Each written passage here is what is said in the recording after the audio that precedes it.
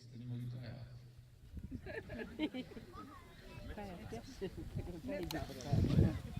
Väga veider.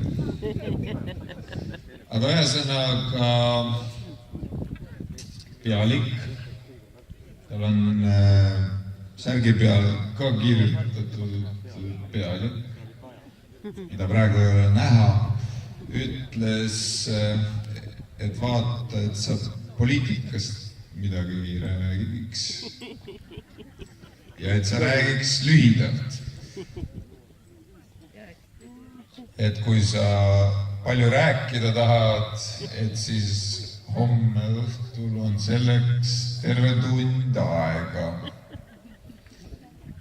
ette nähtud.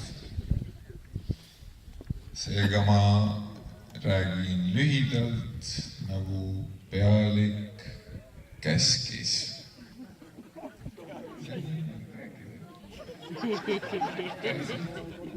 Täitsa tatter. Avan kõrvad kinni.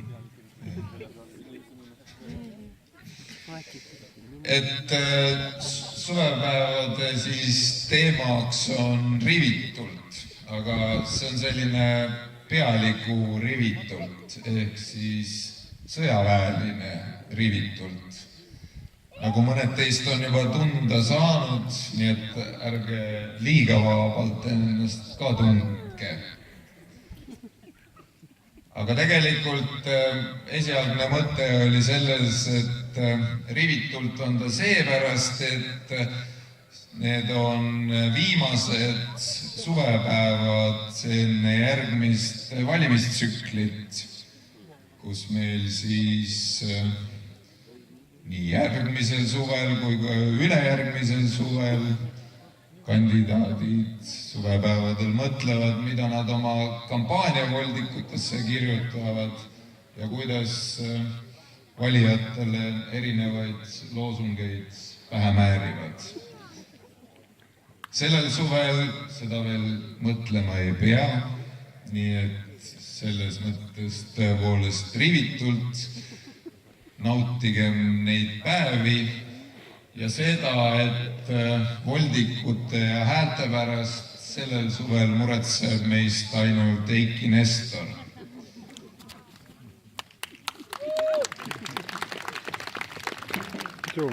Kes muretseb selle pärast nii väga, et teda veel isegi ei ole siin täna. Aga homme hommikul lubas olla. Nii et aitäh teile tulemast. Nautige Pärnumaad, seda suurepärast Eesti suve, nagu ikka. Ja olge mõnusad. Aitäh!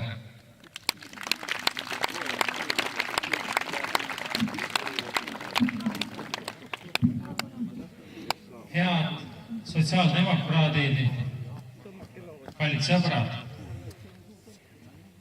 Pärnu piirkonna juhina ja maavanemana on mul väga meeldiv teid tervitada. Tõesti on huvitav.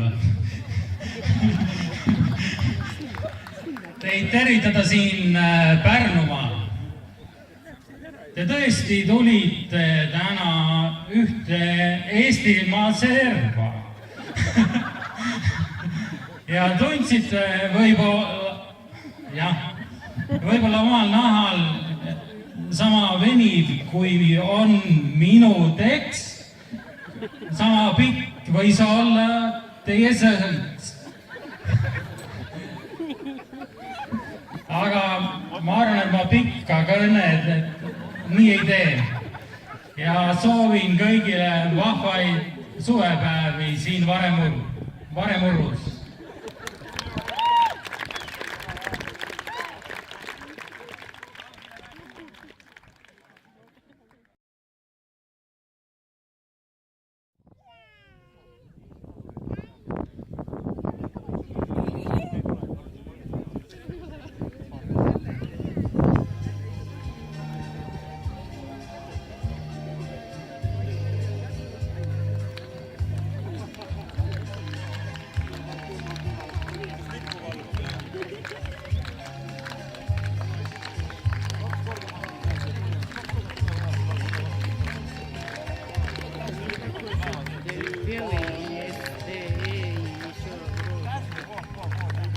Thank you.